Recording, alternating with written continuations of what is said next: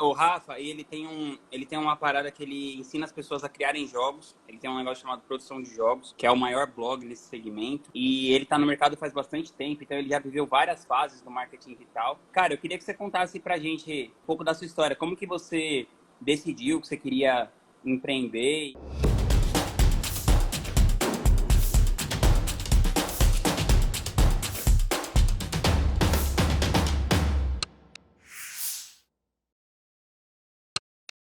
Eu decidi muito cedo que eu queria fazer essa carreira acadêmica e tal, desde pré-adolescente, assim. Eu decidi acho que tinha 13 anos quando eu decidi que ia fazer doutorado e tal, por, enfim, vários motivos. Mas quando eu tinha 13 anos, eu basicamente defini um plano de que eu queria, por alguns motivos, terminar o doutorado aos 26. Então, na época, eu gostava muito de xadrez e os principais jogadores quase sempre tinham doutorado. Sei lá, décadas atrás era uma carreira que você tinha como paralela, né? Hoje é profissional e tal. Então, vários eram professores acadêmicos, com doutorado e tudo mais, e aquele foi meu primeiro contato com esse tipo de coisa, assim. E meus pais e tal nem chegaram a entrar na faculdade, então esse foi um tipo de coisa que pareceu um sonho interessante para se ter, assim, basicamente. Uhum. Então, eu fui atrás desse negócio, não sabia exatamente como é que ia funcionar, mas não sabia nem qual era a área, mas tinha decidido que ia fazer doutorado, tinha traçado um plano mais ou menos, já, se eu entrar na faculdade até tal idade, terminar até tal, eu chego lá. E aí, no meio do caminho, eu decidi que eu ia fazer física, né, na época do vestibular e tal. Eu acabei entrando na faculdade cedo, entrei, assim, relativamente cedo, entrei com 16. Porra, No cedo pra doutorado, caramba. um pouco, mas, enfim. E entrei no doutorado cedo também, aí sim, foi um pouco mais cedo que o comum, que eu entrei com 21. E aí terminei com 26 e com 27 terminei o pós-doutorado. Só que no meio do doutorado eu já estava meio que, em certo sentido, desgostoso com o formato da carreira, de uma maneira geral, assim. Não do assunto em si, não da física, mas no formato da carreira como um todo. Na Não carreira acadêmica, assim. na carreira acadêmica, justamente. Na carreira acadêmica, com um perfil geral, que é uma carreira acadêmica, que é mais estável, as coisas de longo prazo e tal. E sei lá, eu tava querendo mais emoção, em certo sentido. Então, então eu também estava sentindo muita falta de poder explorar outros hobbies e interesses que eu tinha, né? Então, eu passei 10 anos fazendo isso, né? Faculdade, doutorado e tal, que era basicamente se aprofundando cada vez mais num tema só, né? E aí, ficando cada vez, né, muito bom numa coisa bem específica, assim. E aí isso, quando eu estava um pouco mais velho, né, com 25, 26, estava começando a me incomodar um pouco, assim, queria, sei lá, era outra pessoa, né, do que aquela que decidiu lá atrás fazer isso tudo, né. Uhum. E queria dar vazão a outros interesses, assim, tanto artísticos quanto de empreender, de ter um negócio, de fazer esse tipo de coisa. Então, começou mais ou menos em 2010, se eu não me engano, que eu estava no meio do doutorado. E aí, e aí eu comecei a desenvolver alguns jogos, foi mais ou menos na época que uma das principais ferramentas assim ficou gratuita, que era US$ 1.500, e tinha uma versão de US$ 400, e aí foi para de graça. Opa, agora dá para tentar brincar com alguma coisa, né? E aí, eu fiz alguns jogos nessa época, sozinho, no tempo livre que eu tinha, trabalhava lá de 11 da noite às 2 da manhã, que era o tempo que sobrava, nesses projetos. E aí começou a se desenrolar e eu meio que decidi que era uma direção que eu queria ir, né? Que estava Porque fazendo tipo, sentido, você que trabalhava o dia permitia. inteiro, assim, estudando na bolsa lá do pós-doutorado. Trabalhava no doutorado tipo de, sei lá, vai, de 10 da manhã até 10 da noite, alguma coisa assim. E aí, e aí Caramba. depois disso tudo, eu separava um tempo para esses projetos paralelos, e já vislumbrando que, pô, esse é o passo que eu quero dar, né? Não sei ainda exatamente como é que vai ser, mas tem a ver com isso. Nesse meio do caminho, assim, eu lia vários blogs e de diferentes coisas, né? De empreendedorismo, tava muito no começo ainda, assim. Uhum.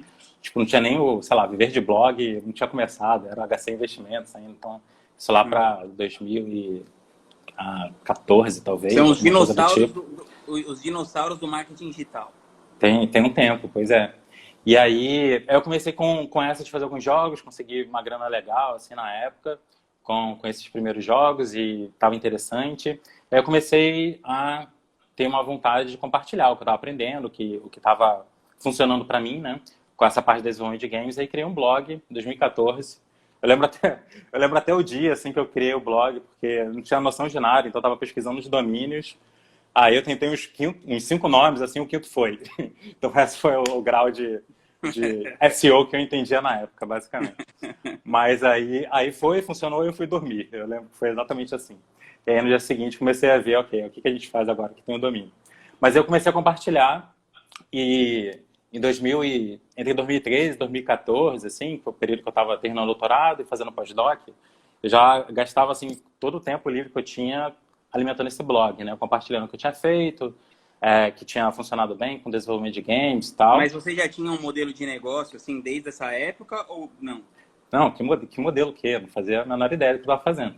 A minha ideia era compartilhar, assim, vamos lá. A minha ideia era compartilhar o que eu estava aprendendo, o que eu sabia, e tinha a noção, tipo, intuitivamente, digamos assim, que se eu conseguisse juntar um número suficiente de pessoas acompanhando o meu trabalho, as coisas aconteciam a partir dali, né? Você mesmo aí no começo falou de rentabilizar sua audiência e tal, né? Então, assim, eu tinha entendido que, pelo menos naquela época, isso fez sentido para mim, de, pô, se eu conseguir criar um conteúdo interessante o suficiente para as pessoas verem valor, depois a gente vê o que acontece, né? Como rentabilidade. Depois a gente vê como é que a gente encaixa uma coisa na outra, justamente. E aí nisso foi um ano, assim, no blog, sem fazer receita nenhuma, só mirando em crescer cada vez mais, né? Aumentar a audiência, ajudar o máximo de pessoas que eu consegui e tal. E aí, quando eu terminei o pós-doc, que foi em outubro de 2014, eu falei, ok, agora chega, né? Então tava cozinhando em banho-maria essa mudança fazia um tempo, assim, fazia uns 2 anos, né? E aí eu cheguei à conclusão que, pô, se eu não fizer uma mudança mais drástica, né? Eu vou acabar entrando num outro ciclo, sei lá, fazendo um outro pós-doutorado, então indo trabalhar fora, sei lá. Eu vou entrar num outro ciclo e aí vou adiar esse sonho mais 1 ano, mais 2 anos e tal. Então ou vai ou racha, né? Então, tava com, sei lá, com 27 anos, não tinha filho, não tenho ainda hoje, mas enfim. Parecia um bom momento para arriscar, basicamente. Aí eu me mudei para São Paulo, sou do Rio, me mudei para São Paulo com não muito dinheiro guardado, assim, devia ter uns 5, 6 meses, sei lá. Foi basicamente para me colocar na situação de, tipo, ou dá certo ou dá certo, entendeu? Então, você teve 2 anos aí para cozinhar em banho-maria, agora faz funcionar, né? E aí foi isso. Aí foi 2015, que foi um ano agitado pra cacete, muito intenso, mas muito divertido também. Eu criei vários projetos na época que, enfim, que gera resultado até hoje, vários alunos que até hoje estão comigo e tal, dessa época. E acho que é basicamente isso, assim, um resumo talvez seja por aí. E nesse começo, porque assim, a sua esposa é sua sócia também, né? Ela Sim. já era desde essa época ou você meio começou fazendo tudo sozinho? Como que foi assim? Quem foram as primeiras pessoas que foram sendo sua equipe ou sócio ou te ajudando? Não, eu comecei fazendo tudo sozinho e às vezes com alguma dificuldade eu convenci ela a me ajudar, basicamente. Mas ela tava em outro momento, assim, da vida dela de maneira geral. E ela não tinha essa necessidade que eu tinha, esse momento pessoal que eu estava passando, né? De querer mudar de carreira, de querer empreender e tal. Isso era mais um momento meu. E aí, só que, enfim, ela sempre me apoiou desde o começo, sempre me ajudou muito e tal. Ela foi se envolvendo cada vez mais com o projeto, né? E foi acontecendo assim de forma natural, talvez no decorrer de 2 anos, sei lá, desde ter começado até de fato ser, ok, eu faço isso também, né? Por parte dela. E ela também tinha uma carreira acadêmica, formada em biomedicina, fazendo mestrado e tal. E aí a gente começou a fazer isso quando a gente... acho que depois de 1 ano que eu fui para São Paulo, a gente já estava full time os dois como sócio. E aí hoje ela é sócio tanto nessa empresa de educação quanto na empresa que eu abri ano passado, que é um estúdio de desenvolvimento de games em si. Aí hoje a gente trabalha junto o tempo inteiro, basicamente.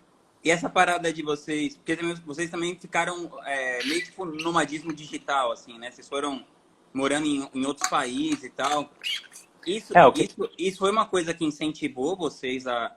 Tipo, foi por causa disso que você também quis fazer isso? Ou foi meio que assim, já que eu tô fazendo isso agora, eu posso viajar? eu Não, vou... foi uma premissa da mudança. Então, até com essa parte de jogo e tal, que tem um sistema, em certo sentido, assim, tudo que você vende digitalmente, basicamente, tem um pouco desse formato, é de que se você está aqui ou se você está na China, sei lá, talvez você consiga fazer o trabalho tão bem quanto, contanto que você tenha computador e acesso à internet. Na China, não sei se vai ser exatamente tão simples, mas, bom, você entendeu o que eu quis dizer. Então, Sim. essa era uma das premissas, assim, da mudança que eu estava querendo fazer. Então, eu queria um pouco mais de liberdade com o meu tempo pessoal. Já tinha um bocado, assim, para ser honesto, na carreira acadêmica, mas queria um pouco mais desse tipo de liberdade. E queria também não estar necessariamente atrelado a um local físico, assim, porque a primeira vez que eu viajei para fora foi para apresentar um trabalho no Canadá, em Vancouver, de trabalho de doutorado e tal. E aí Uhum. foi a primeira vez que eu viajei para fora e foi uma experiência, assim, uma das melhores da minha vida em termos de expandir horizontes e tal. Você já viajou um bocado também, deve saber o que eu tô falando. Então foi uma experiência muito boa, abriu muitos horizontes e tal. E aquilo passou a ser uma coisa muito importante na minha vida, sabe? Tipo, o que eu tenho que fazer para conseguir ir para mais lugares, de preferência lugares diferentes, assim, Pô, conta justamente os para ter lugares que esse... você morou, alguns. Cara, eu fiquei 3 meses na Itália, eu fiquei um tempo na Inglaterra, um tempo em Portugal, um tempo na Finlândia, um tempo na Estônia e, e acho que é isso, eu acho. Qual desses E lugares assim, aí, mais marcou você, assim, que você fala assim, pô, esse lugar eu poderia até morar, talvez? então, Itália seria legal aí depois de aposentar. Assim, Itália é um lugar muito engraçado. Você passa um tempo lá, você fica pensando em abrir um restaurante e passar a ser pintor. Assim. É E ficar muito falando input que assim, você né? recebe, sabe? Pois é. É muito input que você recebe dessas direções, assim, a parte cultural de maneira geral, né?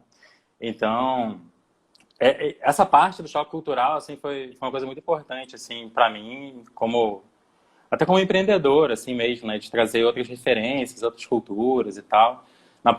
Quando eu fiquei na Finlândia, eu morei um tempo na Finlândia e na Estônia, né? Que é bem ali é bem no meio do mapa mundi, né? Tipo, entre Uhum. Oriente e Ocidente, assim, pertinho da Rússia e tal, claro, com a Rússia. Então tem um misto de culturas muito forte, assim, entre Ocidente e Oriente. Até quando eu estava lá, eu fiz muita coisa associada ao desenvolvimento de games mesmo, né? Fui em Uhum. conferências por lá e tal. E esse era exatamente um dos pontos mais interessantes, assim, né, de ver como que funciona uma indústria global, que nem é o mercado de games, assim, né? De gente de vários tipos de backgrounds e de países diferentes, tentando fazer uma coisa legal e que faça funcionar, assim. Então, foi massa e foi legal pra caramba. Pô, que legal. E, cara, pô, você começou então em 2014, 2015, você começou a rentabilizar. Então, assim, pra galera que tá no digital, você é um dos que tá faz mais tempo que eu conheço, assim, de todo mundo. Como que você vê a mudança no mercado mesmo, digital, e como que o seu negócio foi se adaptando a essas mudanças? Então, eu acho que, assim, até se você não tiver um negócio, talvez você consiga perceber o quanto que a própria internet mudou nos últimos 5 anos. Assim. E mudou principalmente com relação à velocidade, né? Então, foi reduzindo cada vez mais assim o pacote de informação e aumentando a frequência, né? Então, isso tu vê até com coisas tipo Snapchat, Instagram e tal. Então, foi ficando coisa cada vez mais reduzida, cada vez mais frequente, cada vez mais frenético. Então, a sensação que eu tenho é que naquela época, 2014, 2015, parecia que você tinha um pouco de mais tempo para fazer as coisas, sabe? Uhum. Pra fazer dar certo, sabe? Então, tinha menos gente tentando fazer aquilo. Parecia que o ritmo da própria internet era um pouco mais lento, sabe? Não tô falando de conexão, não, tô falando de ritmo de coisas novas Sim, sim. acontecerem, sabe? Então, naquela época, blog fazia um baita sentido e hoje poucas pessoas têm e tal, acaba focando no Instagram, YouTube, etc. Eu acho que vai voltar depois, assim, que nem é nos Estados Unidos, mas enfim. Então, basicamente, assim, o que eu acho que mudou pra caramba, né? Que, primeiro, subiu a barra, né? Obviamente. Então, o mercado foi se profissionalizando e tal. Antes era fácil fazer as coisas escondido no seu quarto, assim. E agora agora não tá tão simples, basicamente. Né? Você tem que buscar informação de maior qualidade. Tem mais gente falando coisa que não sabe o que tá falando, então é mais difícil, às vezes, peneirar e e entender quem seguir e tal, mas enfim, quem está aqui eu acho que já se resolveu com essa parte, seguindo você. Então eu sinto que, acho que talvez esse seja o principal ponto, sabe? Mudou muito a velocidade das coisas e agora o ritmo de iteração, né? De fazer uma coisa simples, botar para ver se funcionou e iterar em cima do que deu certo, né? E matar as coisas que não estão funcionando mais rapidamente, né? Então, esse ciclo, né, de iteração, né, de tentar fazer alguma coisa, ver se funciona no mercado, né, ver se as pessoas têm interesse naquela coisa que você está fazendo, e se o pessoal tiver interesse, você iterar em cima daquilo, e se não tiver, você joga fora e tentar uma coisa nova, né? Esse ciclo, a frequência mudou muito, assim, tipo, é muito mais rápido hoje. Tanto que uma coisa que eu acho que é muito interessante, assim, tipo, estou acompanhando Ladeirinha fazendo esse lançamento, essas coisas que ele tem feito esse ano, né? Só aluno lá do curso dele também e tal. Uma coisa muito interessante, assim, é que o pessoal super avançado, né? O Ladeira mostrou bastante isso, começando super simples, sabe? Exatamente porque entende que, cara, não tem essa de eu sei tudo, vou montar tudo, depois vou apresentar, sabe? Não, fazer uma pequena coisa, fazer uma pequena interação, vamos ver se essa oferta funciona, vamos ver se o pessoal tem interesse nesse tipo de conhecimento que eu estou interessado em compartilhar agora, e iterando em cima, né? Então agora ele está fazendo um monte de coisa aí, mas começou pequenininho, apesar de ser um cara grandão, assim, em termos de resultado no mercado digital, né? Começou uma coisa nova que nem todo mundo, digamos assim. Então, acho que isso conversa, assim, uma coisa com a outra, assim, da necessidade de iterar mais rápido, né? Basicamente. Pô, que legal. E como que você vê o futuro do seu negócio de ensino, né, no digital? Porque você tem um negócio de ensino e um estúdio de desenvolvimento de games. Como que Isso. você vê, assim, para você crescer? Você acha que você vai precisar ter uma equipe muito grande para você tomar conta desse negócio? Porque o que eu acho legal é que você opera um negócio que tem um tamanho razoável e com uma equipe muito pequena, assim, né? Como que você conseguiu fazer essa otimização dos recursos, assim? Então, hoje a maior parte do meu tempo é no estúdio de games. Então, eu acho que, sei lá, talvez 70% é no estúdio de games em si, que tem hoje 7 pessoas. E na outra empresa, na empresa de educação, tem 4 comigo e com a minha sócia, né? Então, 2 sócios, dois colaboradores.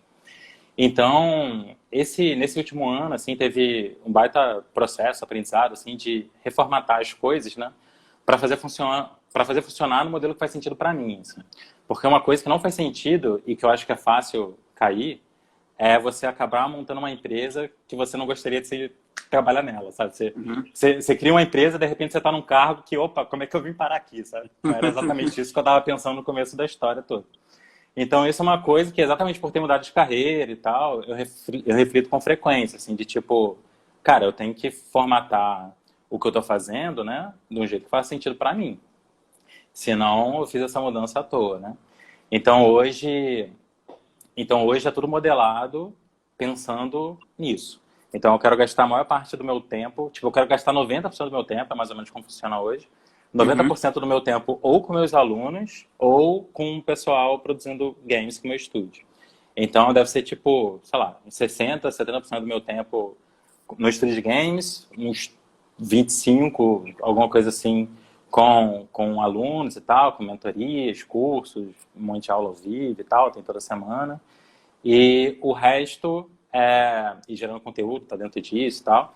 E o resto é na parte do marketing digital assim, em si, digamos assim, né? O resto, E, 5%. e para isso eu preciso ter um modelo simples, né? Essa foi exatamente a mudança que a gente tentou fazer. Assim. Então, hoje a gente tem uma linha de conteúdo que a gente coloca disponível toda semana, né? Um artigo no blog, coisa aqui no Instagram e tal. Tenho respondido pergunta todo dia, que nem você faz também e tudo mais. Sempre postando coisa aqui no Instagram e também vídeo no YouTube, que está numa pausa agora, mas vai voltar mês que vem. Beleza, então tem um formato definido que funciona, que gera valor para a galera, continua entrando cada vez mais alunos. Tento focar o máximo que eu consigo em gerar resultado real para os alunos, para eles serem uma força de marketing, né? Eles falaram, pô, cara, segue esse sujeito aqui que ele está falando uma coisa que faz sentido, né? E aí eu consegui formatar a empresa hoje, né, as duas, num formato que eu consigo gastar o meu tempo onde que mais me interessa, né, que é na parte da educação em si, né, a parte de ajudar a galera, fazer as coisas funcionarem, produzir os jogos e tudo mais. E na parte que é de produzir os jogos do estúdio que a gente tem feito mesmo. Então, isso foi feito pensando em qual que o modelo está adequado para onde eu quero gastar a maior parte do meu tempo, né? Eu acho Uma das que coisas. finalmente a gente conseguiu encaixar isso melhor.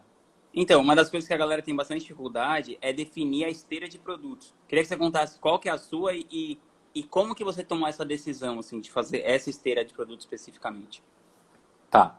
Então, hoje tem basicamente tem três produtos principais. Um é a academia de produção de jogos, que é mais focado na parte técnica, né, do desenvolvimento de games em si. É um preço fixo, a gente abre inscrições algumas vezes por ano só, e é isso. O outro, que é o mais recente, eu vou explicar como é que um está conectado com o outro. O outro, que é mais recente, que se chama Behind the Game, é uma assinatura, onde que toda semana eu disponibilizo uma aula nova, toda terça-feira, mais voltado para quem quer empreender com games. Então lá eu falo umas coisas de gerenciamento de projeto, de como criar um jogo que tem chance de chamar a atenção no mercado, como que você faz isso. Tem muita gente que acha que fazer jogo é igual a ser programador de jogos, né? Mas que nada, cara. Tem para todo mundo, assim. O mercado de games é uma das áreas mais interessantes e plurais, assim, que eu conheço. Vai desde o cara que é roteirista, pro cara que é músico, o Thiago, que você conhece também, se bobear, tá até assistindo a gente aqui, até parte de negócio, parte de game design, enfim, programação, tem muita coisa envolvida. Então, no Behind the Game é a parte que eu basicamente falo, olha, é isso que eu estou fazendo no meu estúdio de games, é isso que está funcionando hoje, e toda semana tem uma aula nova falando, ó, pega esse processo que eu estou fazendo e faz no que você está tentando aí, porque está funcionando aqui, e faça essa adaptação, né? E tem o Next Level, que é uma mentoria que tem 30, 35 pessoas. Legal. Tá entrando gente nova nessa semana, então não sei o número exato, mas tem por volta de 30 a 35 pessoas. E aí a gente se encontra também toda semana, e aí é uma coisa mais um a um, né? Mais um acompanhamento mais próximo e tal.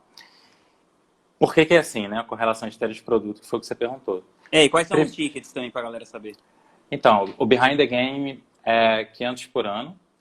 Isso aí eu devo aumentar daqui a pouco, assim, porque eu acho muito barato. Mas agora que está no começo, vai ser esse valor, está sendo esse valor. Então, 500 por ano, está sempre com inscrição aberta e tal. Quem tiver interesse, vê lá no Instagram como é que funciona. E a Next Level, que é a mentoria, né? É 5 mil para cada 6 meses de mentoria. Então, E o produto do meio? A Academia de Produção de Jogos, 1.500. Que esse a gente faz só... A gente abre algumas turmas por ano, assim. A gente está focando muito mais no Behind the Game e no Next Level, porque eu acho que no formato que está hoje é o que eu consigo ajudar melhor, o que está fazendo mais sentido e tal. E aí você perguntou por que formatar assim, né? Tem a ver com o que eu estava falando antes, assim, tipo, a esteira foi formatada assim, né? A coleção de produtos que a gente tem, justamente para eu passar a maior parte do meu tempo gerando conteúdo e tentando gerar resultado para os alunos. Muito mais baseado na minha entrega para os meus alunos, né? De tentar gerar resultado para o aluno, de dar o máximo de aulas que eu conseguir e tal. Enfim, vem de carreira acadêmica, então essa parte, sei lá, acho que é mais natural para o que eu estou fazendo. E o mínimo de tempo possível em estratégias de marketing que demandam muito tempo, que demandariam muita equipe e tudo mais, né? Então, quem trabalha com isso há um tempo sabe que só de suporte, assim, é uma galera que vai se você está fazendo um lançamento muito grande e tal. Então, hoje foi modelado para isso, sabe? Então, tem uma assinatura que tá sempre aberta, a gente está sempre divulgando, e eu consigo gastar uma parte do meu tempo com os alunos, sabe? Tentando ajudar eles, tentando gerar resultado e tal. Mesma coisa com a mentoria. E aí, isso aí foi uma mudança mais ou menos nos últimos 6, 10 meses, e agora as coisas funcionaram, estão encaixadas, bem mais adaptados para esse novo momento onde eu quero gastar, onde eu estou gastando muito mais tempo no estúdio de games em si. Pô, que massa. Rafa, teve algum livro que você leu que mudou assim o seu jeito de pensar? E se sim, qual e por quê? Tem um livro que foi muito importante para mim, que eu li quando eu estava na Escócia. Eu fiz parte do doutorado na Escócia, então eu estava lá em 2012. E foi bem na época assim, que eu estava pensando já em fazer essa mudança, né? Trabalhar com alguma coisa que envolva tanto games quanto games de educação e tal. E esse livro é How to Find Fulfilling Work, eu não sei qual é o nome em português. Eu acho que é Como Encontrar o Trabalho dos Seus Sonhos, apesar de eu não gostar desse título, mas enfim, eu acho que é esse. Esse foi muito importante, assim, porque deu uma sacudida nos pontos importantes da minha relação com o trabalho, sabe? De tipo, qual que é o papel do trabalho na sua vida, né? O que você está buscando com isso? Porque tem gente, e acredito que seja a maioria que está aqui, mas tem gente que quer integrar o trabalho na vida como um todo, né? E tem gente que encara o trabalho só como, é uma coisa que você faz, né? Para ganhar dinheiro, para pagar as contas, sei lá. E a vida está do lado de fora do trabalho, né? Isso eu não me identifico nem um pouco, assim. E esse livro, assim, levantou uns questionamentos interessantes, então isso foi bem massa. O outro, que é clássico, assim, de empreendedorismo, apesar do título, assim, é o do Tim Ferriss, obviamente. Trabalho 4 horas por semana. No caso, isso. Isso daí, pois é. Desde que eu li esse trabalho 4 horas por semana, eu passei a não trabalhar só 4 horas por semana.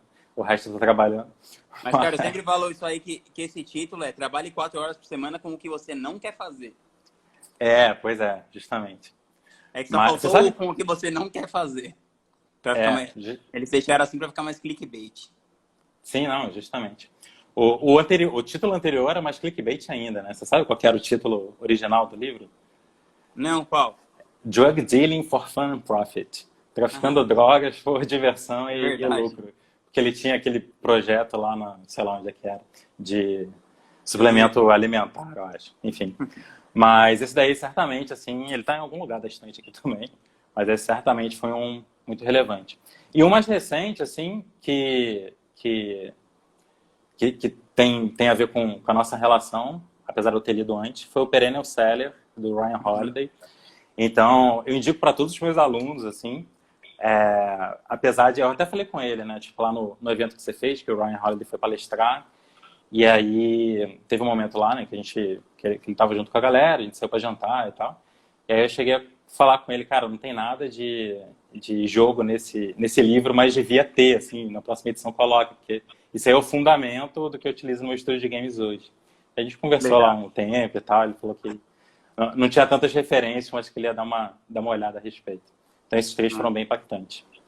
Mas o que você... Mas divide aí pelo menos uma lição aí de cada, vai. Um do Ryan e um do Tim. O que você achou?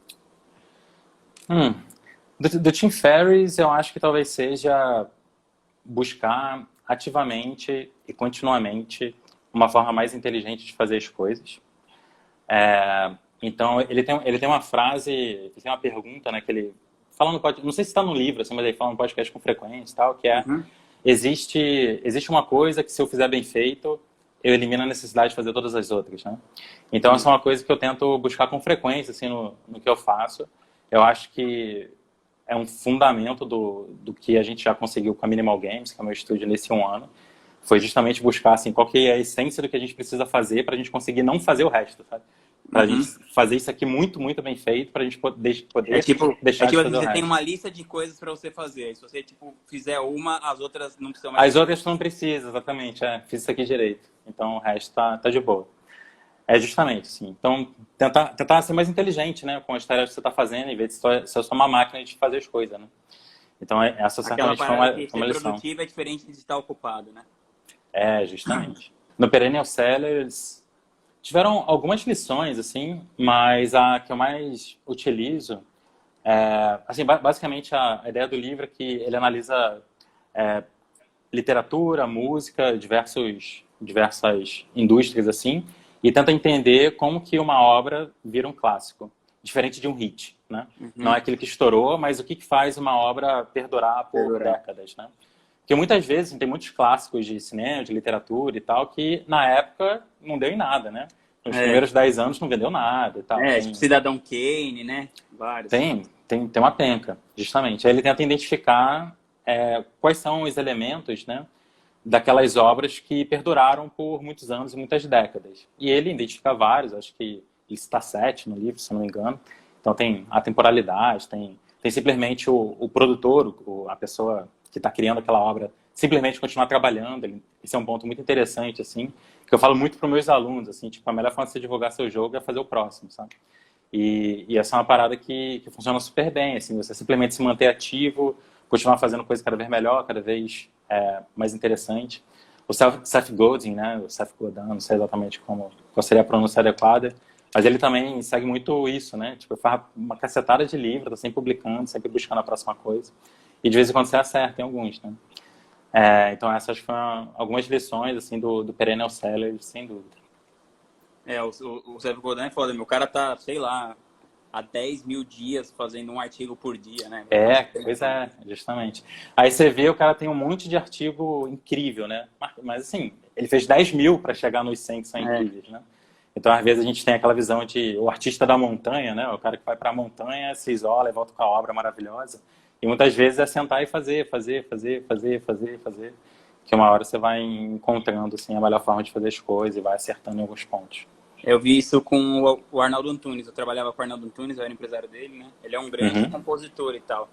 Só que, assim, eu percebia que ele fazia umas 20 músicas por ano durante 40 anos. Aí, pô, você fala assim, nossa, o cara fez, sei lá, 800 músicas, enquanto, tipo, as pessoas meio que da mesma idade dele tinham feito 100 na carreira inteira.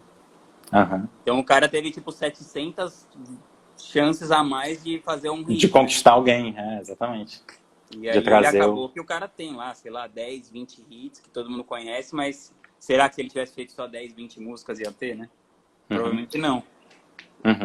Não, isso aí é uma coisa que eu internalizei muito, assim, eu acho muito, muito legal essa forma de tocar as coisas, né?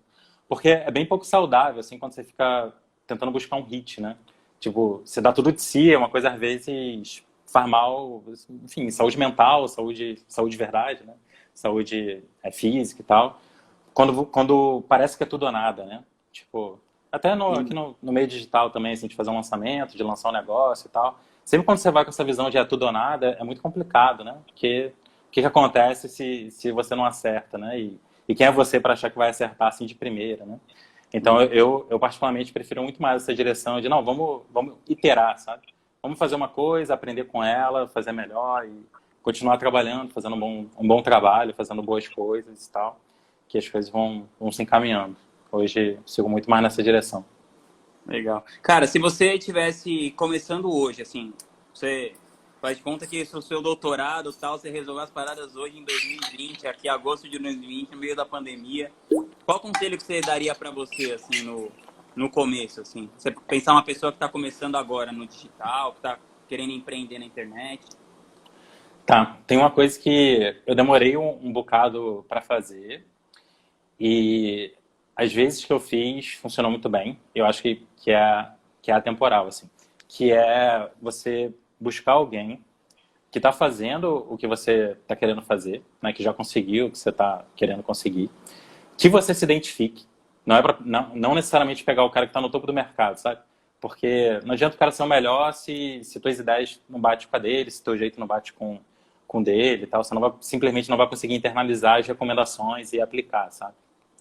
Então, encontrar alguém que, obviamente, tem comprovado comprovado que consegue fazer aquilo que você está buscando fazer, que você tem uma identificação e fecha naquilo. Então, assim, se o cara tiver livro, compra o livro, se tiver curso, compra o curso, se tiver der palestra, vai na palestra, se tiver mentoria, faz a mentoria e tal. E eu fiz isso algumas vezes, assim, com algumas pessoas, uma delas de você, certamente, lá para final de 2018, eu acho, quando eu comecei a mentoria. Já faz uns 2 anos já, né? Daqui a pouco faz 2 anos, exatamente. Fazer um bolinho de aniversário aí. E certamente foi super relevante, assim, encontrar alguém que já teve umas 2, 3 pessoas, assim, que foram mentores nesse sentido, né? Cara, esse cara tá fazendo um negócio que eu acho que ele tá fazendo do jeito certo, ele tem experiência comprovada, eu gosto do jeito que ele toca as coisas, que ele faz as coisas funcionar e tal, faz sentido para mim. Tem uma sinergia do ponto de vista filosófico, né? Assim, de como que você enxerga a vida e tal. Então isso foi uma coisa que eu tive alguns períodos que eu adiei fazer isso e eu acho que foi perda de tempo, né? Basicamente. Então, se eu fosse começar hoje com uma coisa nova, ou se alguém que está aí e tal fosse começar com algum projeto, algum negócio, né? Como um todo, digital ou não, mas enfim, consome conteúdo de várias fontes, mas eventualmente selecione uma, duas que conseguiu o que você está buscando e tem sinergia com você, e é isso. E segue aquilo lá, entendeu? aprofunda naquele tipo de coisa. E teve alguma falha, assim, algum fracasso que aconteceu nessa sua carreira como empreendedor, assim, que acabou que te ensinou uma coisa que você voltou melhor ainda do que se isso não tivesse acontecido, que você lembra? Hum. Cara, deixa eu ver. Ou seu caminho foi Eu, meio linear, assim, sem muitas grandes falhas? não, assim, obviamente tiveram várias falhas. Eu particularmente tenho a dificuldade de interpretar como fracasso, porque eu penso que fracasso é quando eu não aprendo com a situação, sabe? Se eu conseguir Certo. aprender e fazer alguma coisa com ela, é porque tem na direção certa. Mas eu acho que tem a ver talvez com... Tá, vamos lá. Eu acho que tem a ver talvez com isso que eu estava falando há pouco, que é a questão do tudo ou nada, né? Eu Uhum. falei esse ponto, né, de que é problemático e tal, e ao mesmo tempo eu falei aqui no começo da conversa, que em 2015 eu me coloquei numa situação que ou dava certo ou não dava. Isso foi uma coisa bem pouco saudável, assim, tipo, eu saí vivo da situação, né, tipo, eu consegui fazer funcionar e tal, mas podia ter acontecido o contrário, e ter sido péssimo e ter inviabilizado E o não era o projeto. único jeito de fazer rolar, você acha? Obviamente não, exatamente. Uhum.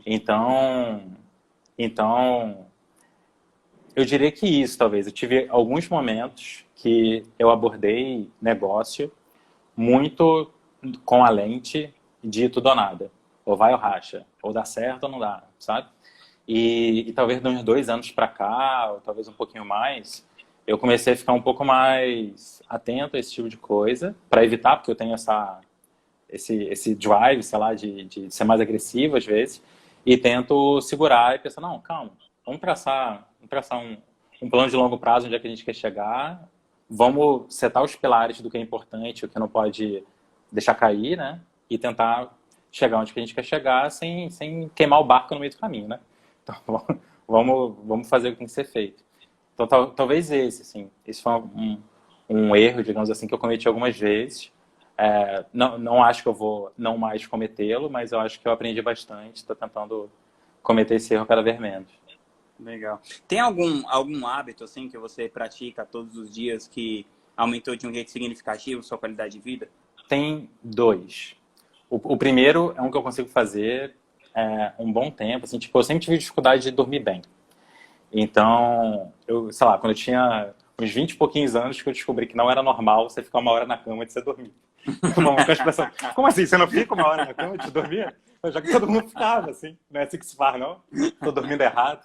Mas eu sempre tive um problema, assim, de dormir e tal. E sempre ia dormir de um jeito de, tipo, quando eu não aguentava mais. Eu comecei a criar um hábito muito ruim por causa disso, que era, eu só ia dormir quando eu estava completamente esgotado, assim, tipo, eu não conseguia mais colocar 2 palavras juntas. E aí, tipo, basicamente, desmaiava de sono. E aí, nessa época daí, por volta de 2015, quando estava começando a empreender e tal, eu comecei a pensar, tipo, cara, isso aqui vai dar problema em algum momento, né? E aí, cada vez mais eu lia que a importância do sono para várias coisas, né? Saúde, de uma forma geral, principalmente saúde de longo prazo, né? Várias doenças têm alguma relação Falta com de não sono. dormir o suficiente, etc. Então, em 2015, assim, eu comecei a atacar esse problema de uma forma bem estruturada, assim, tipo, tentava marcar o que eu consumia durante o dia que afetava o meu sono, tinha uma tabelinha para saber Caramba, cara, que o que eu metódico. fiz, o que eu consumi naquela época e como que isso afetou meu sono. Tinha um medidor de qualidade de sono que eu botava na cama, que era um app que tinha para celular, né? Hoje com relógio fica mais fácil, né? Mas basicamente ele usava o giroscópio para medir flutuação, variação de pressão no colchão, né? Para saber se você está no sono Mais fraco ou profundo. profundo e tal. E aí, isso foi uma coisa que eu consegui resolver nessa época, depois de uns 6 meses, assim. E eu mesmo fico impressionado, porque eu acho que eu durmo muito bem, assim. Até quando eu tô com um dia... Até quando não é um dia bom, assim, é um dia difícil, eu consigo meio que me desligar e dormir relativamente bem. E quando eu não consigo dormir bem, o que deve acontecer, sei lá, 1, 2 vezes no trimestre, sei lá, uma coisa assim, eu sei que tem uma parada muito errada, porque isso foi uma coisa que eu já consegui resolver na minha vida, sabe? Que é conseguir dormir bem mesmo com as turbulências de empreender e tal. Então, esse é um hábito que eu tento preservar, assim. Então, eu tento dormir de 7 a 8 horas, assim. Não importa o quão bizarro esteja o dia, se bate a hora eu vou dormir, amanhã é outro Uhum. dia, amanhã a gente tenta. Então, essa é uma coisa que eu tento respeitar e que eu acho que funciona muito, muito bem para mim, assim. E um outro, talvez, é de sempre tentar aprender alguma coisa. Então, de um mês para cá, eu mudei algumas coisas assim no meus hábitos e agora eu gasto tipo, talvez 2, 3 horas, talvez não chegue a 3, mas alguma coisa perto de 2 horas, que é minhas primeiras 2 horas do dia, aprendendo alguma coisa, assim. Então, pode ser lendo um livro, fazendo um curso e justamente por trabalhar com games fica legal porque tem uma quantidade muito enorme de áreas diferentes que eu posso explorar e que eu consigo trazer para o que eu faço como diretor criativo de um estúdio de games. Então, sei lá, o último curso que eu fiz foi de design de interiores, por exemplo. Eu consegui pegar Nossa. várias ideias do processo criativo para trazer para o que a gente está fazendo e tal. Então, as primeiras 2 horas do dia tem sido sempre para aprendizado. Assim. Faço café, vou pro computador, pego o livro e tal. E só depois disso eu tomo café da manhã, o resto do café da manhã, e começo o dia de trabalho. Assim. Então, começar o dia aprendendo. Se você resumir, acho que seria esse. Pô, que legal. Cara, numa época que a gente tá que os inputs são tantos, né? Como você falou, o ritmo. Como que você faz essa curadoria, assim? Você fala, como que é o seu processo de decisão para, por exemplo, uma coisa tão inesperada, assim? Tipo, você decidiu fazer um curso de design de interiores, assim. Como que é o seu processo de decisão para você levar em consideração no que você vai se aprofundar? Eu gosto de aprender muito por demanda. Então, a carreira acadêmica foi basicamente o oposto, né? Foi tipo, tem esse conjunto de coisas que você deveria saber para conseguir passar passar no curso, se formar, terminar o doutorado e tal. Então, tinha esse conjunto pré-pronto do que você tem que saber, né? Digamos assim, esperado e tal, né? A grade curricular, né? E quando eu comecei a empreender, eu transicionei muito assim essa forma de pensar para aprendizado por demanda. Então, geralmente, eu evito aprender uma coisa simplesmente porque pareceu legal e eu aprendo algo quando eu sinto que está tendo um efeito negativo eu não saber daquela coisa. Então, sei lá, tenho lido mais sobre gerenciamento de projetos, sobre coisas desse tipo, justamente porque eu estava começando a sentir no meu dia a dia do trabalho que estava precisando, ok, vou melhorar um pouco essa parte. Então, eu tenho considerado muito, mais ou menos nessa linha, sabe? De aprendizado por demanda de forma geral. Tem um termo que eu uso muito com a minha galera, assim, que eu falo com frequência, que o pessoal tem esse hábito de estudar pra caramba, fazer dezenas de cursos e nunca implementar, né? Então, tem muita gente, assim, que estuda pra cacete desenvolvimento de games, sabe pra caramba, sabe fazer um monte de coisa. Aí, às vezes, eu pergunto, e aí, cara, qual jogo você já publicou e tal? Manda aí o link. Não, então, veja bem. Tá? Porque se perde, assim, no mar de conhecimento, né? Que nem o mercado digital tem um monte de coisa para aprender, né? Imagina desenvolvimento de games, assim, que tem programação, tem arte, tem música, tem roteiro, tem game design, tem a parte de marketing, negócio, tipo, você consegue ficar aprendendo para sempre, se você quiser, né? Então, daí surge a necessidade de um filtro. E para mim, o filtro é a necessidade.